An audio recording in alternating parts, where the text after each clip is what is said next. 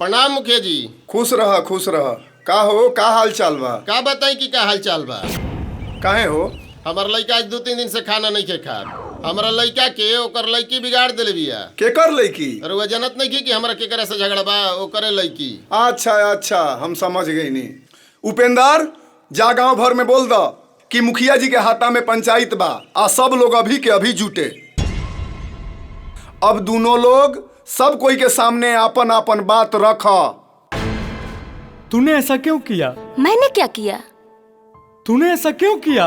मैंने क्या किया यार? तूने नहीं किया था प्यार। मैंने कब किया प्यार? तूने नहीं किया था प्यार। अरे मैंने कब किया यार? मैंने कब किया यार? जान मेरी जान मन बचपन का प्यार मेरा भूल नहीं जाना रे। जैसा मेरा प्यार है जान तुझे किया है, बचपन का प्यार मेरा भूल नहीं जाना रे। बकवास बंद करो। करती थी वादे कभी 7 जन्म के, रहेंगे हम सिर्फ तेरे ही बनके। पल भर में सारा इज्जत नीलाम कर दिया, अजीब लगते हैं आज तेवर सनम के। अरे बेटा तनी होश में बोल, ना तो सब जोश ठंडा हो जाई। हमार बेटा बिल्कुल सही कहता और जौन कहता एकरा के कहे दो, नहीं तो हमरा से बुरा कोई ना होई। शांत रह लोग। दोनों लड़का लड़की के बोले द, ओकरा बाद फैसला होई। प्यार तो मैं भी तुमसे बहुत करती थी, लेकिन अब नहीं, क्योंकि तूने मेरे प्यार को बदनाम किया है, भरी महफिल में सरेआम किया है। बात मेरी मान ले, तेरा मेरा दुश्मन सारा ये जमाना रे। याद कर तू वो दिन रहती थी ना मेरे बिन, मर जाएगा तेरे बिन तेरा ये दीवाना रे। बचपन का प्यार मेरा भूल नहीं जाना रे।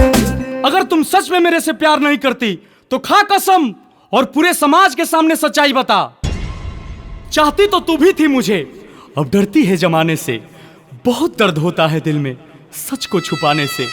सोचा न था कभी होगा ऐसा मंजर प्यार का। अरे सोचा न था कभी होगा ऐसा मंजर प्यार का। क्या फायदा महफिल में खुद का तमाशा बनाने से।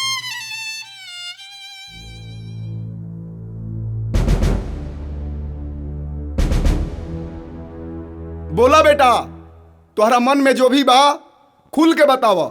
सच्चाई तो यही है कि मैं अंकुश से अभी प्यार करती हूँ, तब भी करती थी, लेकिन समाज और पापा से बहुत डरती थी।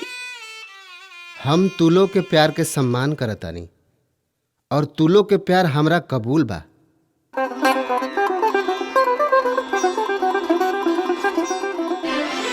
तू ही मेरी जान है, चाहे कोई जान ले।